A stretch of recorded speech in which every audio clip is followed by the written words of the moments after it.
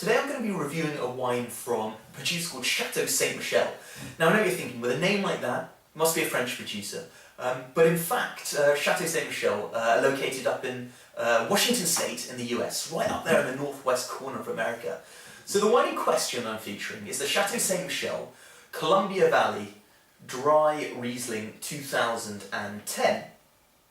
Chateau Sainte Michelle is the largest producer of Riesling in the US, and this particular wine is America's fastest selling, or largest selling I should say, American Riesling. So few of these bottles must have been flying off the shelves in the US, and I guess hopefully the same will happen in the UK in time, but let's get this on the glass and see what it tastes like.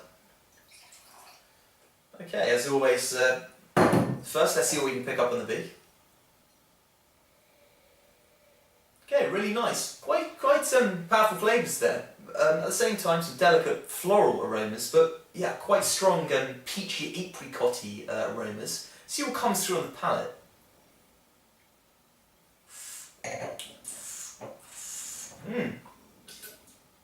Okay, first thing striking me about this wine, it's got good body. What do I mean by body? Well, when you drink a wine, sometimes it can be very sort of thin and light and refreshing, and Riesling often is like that. But sometimes other types of wine, you often get it with a sort of heavier Chardonnay. It has a sort of bigger weight in your mouth. It's weightier, heftier. I would never call this wine hefty, but it has got at 13% good body, which would make it, I think, a really, really good food wine. You need a wine when you're having food to stand up to the food that you're eating it with. I think this wine would go really well with something like some white meat, some chicken, but also seafood.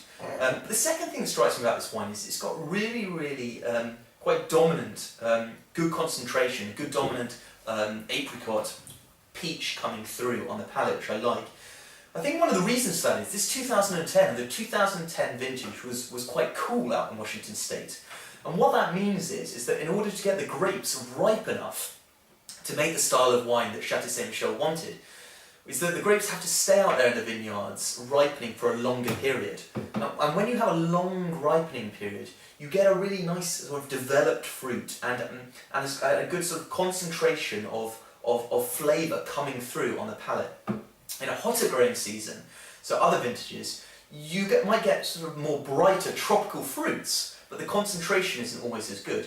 I'm not saying I'm getting any kind of tropical fruit here, but I am getting that long concentration and really good finish, which you get from a cooler growing season.